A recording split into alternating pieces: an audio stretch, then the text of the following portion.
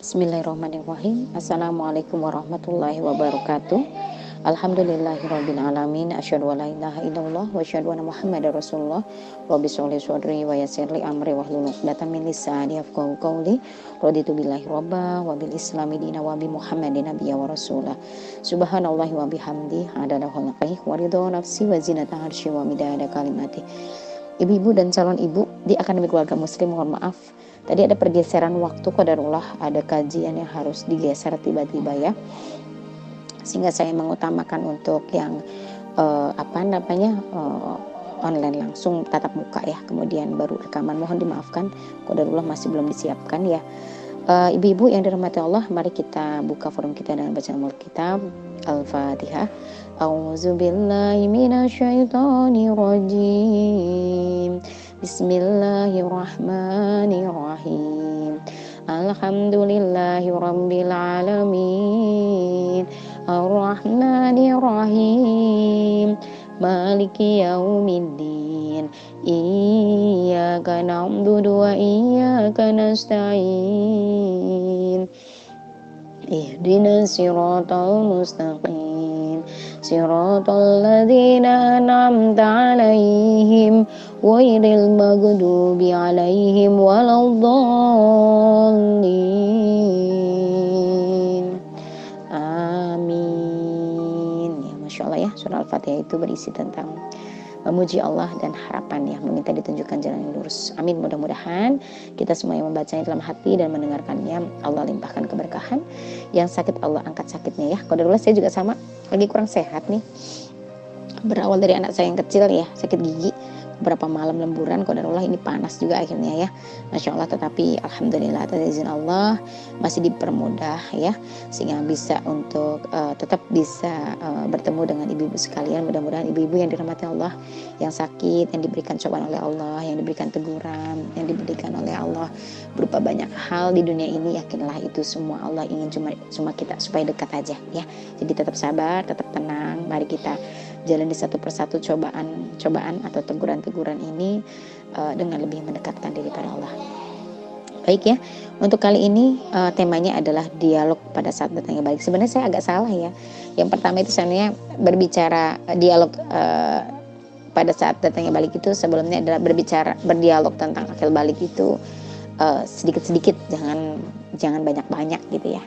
Loncat ya harusnya. Nah, baik ya. Dialog pada saat akhir balik ya, biasanya anak-anak kita kalau yang akhwat, karena saya ada yang kelas 5 ya, jadi biasanya tanya, Bunda haid itu kayak gimana, katanya sakit ya, kata teman-teman anak itu.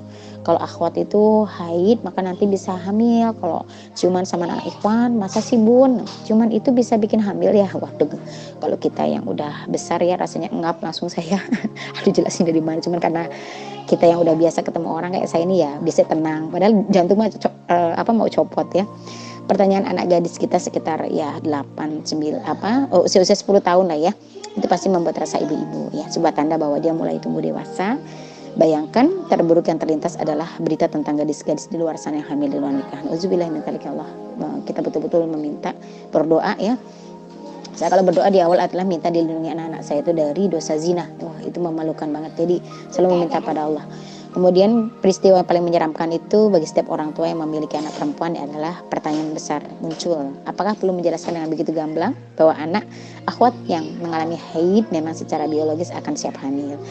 Rasanya belum berani ya diskusi sedalam itu. Apakah perlu menjelaskan bahwa berciuman tidak akan menyebabkan kehamilan gitu ya?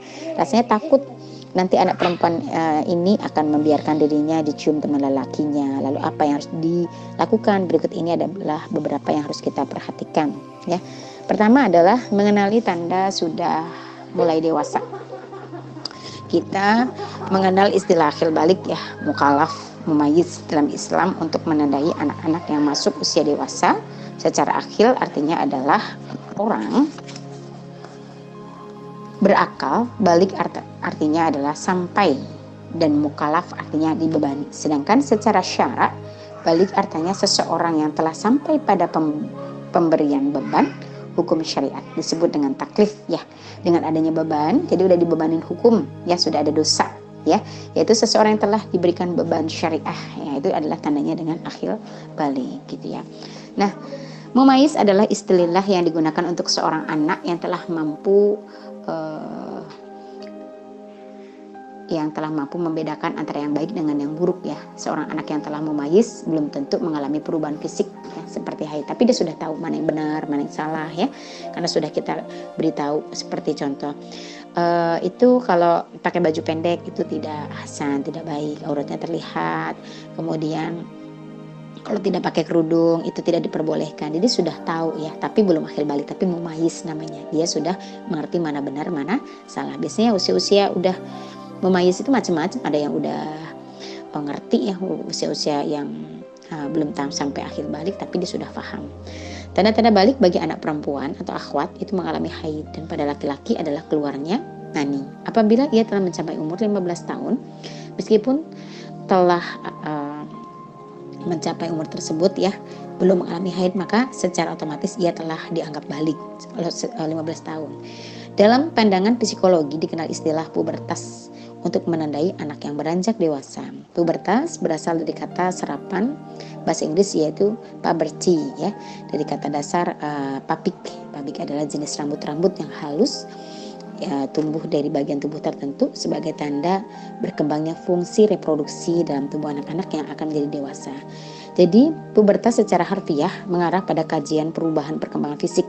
Namun ilmuwan dan praktisi psikologi selalu membahas pubertas lebih banyak dari perubahan sikap dan perilaku, seperti mulai adanya proses mencari jati diri, sikap suka mencoba-coba, emosi yang labil ya, melanggar aturan, memberontak, dan berbagai karakter, atau kalau kita bilang sudah mulai tumbuh untuk membantah ya, menjawab dan sebagainya ya. Nah, kedua adalah menata ulang pemahaman tentang tidak adanya remaja.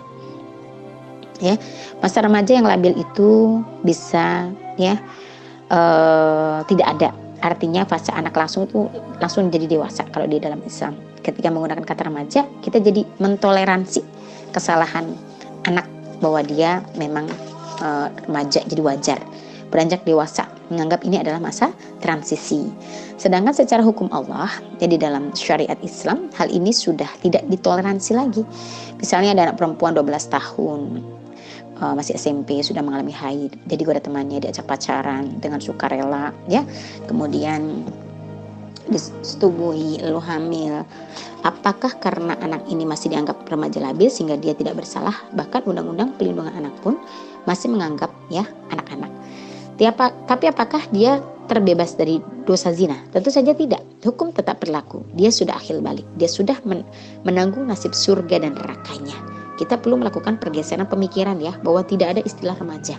Yang ada adalah masa anak-anak dan balik dengan segala tanggung jawabnya. Nah, ini harus disampaikan. Jadi tidak ada masa remaja yang masih coba-coba, hura-hura mencari jati diri. Itu pemikiran barat. Di dalam Islam nggak ada. Cuma dua, masa anak-anak ya, mumayyiz yang ngerti pemahaman mana benar mana salah, tapi belum akhir balik, kemudian akhir balik, sudah itu saja ya. Dan itu sudah ada namanya dosa. Kemudian yang ketiga, mendampingi anak yang mulai tumbuh dewasa. Hal pertama yang perlu diajarkan pada anak adalah pemahaman tentang perubahan fisik yang mereka alami. Peristiwa alamiah seperti haid dan sering terjadi ya, dan cara menyikapi peristiwa tersebut. Misalnya tentang perlunya bersuci, mandi jinabah ya, dan tata cara ketika haid selesai bagi anak perempuan atau anak akhwat. Yang kedua, kita perlu melakukan dialog tentang tanggung jawab dalam berbagai hal.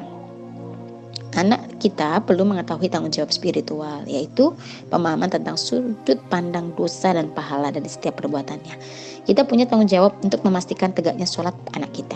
Kita perlu dilatih tanggung jawab pribadi, setidaknya untuk melakukan aktivitas bantu diri tanpa pelayanan atau bantuan orang lain, yaitu aktivitas rutin sehari-hari ya. Anak perlu dilatih tanggung jawab sosialnya, yaitu sudut pandang atas akibat perilakunya pada orang di sekitar. Anak harus belajar bahwa setiap perbuatan mereka berdampak pada perasaan orang lain, sehingga nantinya mereka mempunyai empati. Anak perlu dilatih tanggung jawab moral, bahwa setiap perilakunya mengandung dimensi kebaikan dan keburukan, bergantung dari niat, cara, dan akibat dari perilakunya. Nah, ini memang butuh waktu yang cukup banyak ya. Kalau kita bilang anak udah gede mah udah enak ya, kita udah nggak perlu melayani. Ya, secara fisik nggak melayani, tetapi secara pemikiran justru harus double ya. Makanya kenapa usia remaja ini jangan sampai, maaf ya, akhir balik ini orang tua justru lalai, sehingga mereka mengambil pelajaran-pelajaran sendiri dengan keterbatasan ilmu.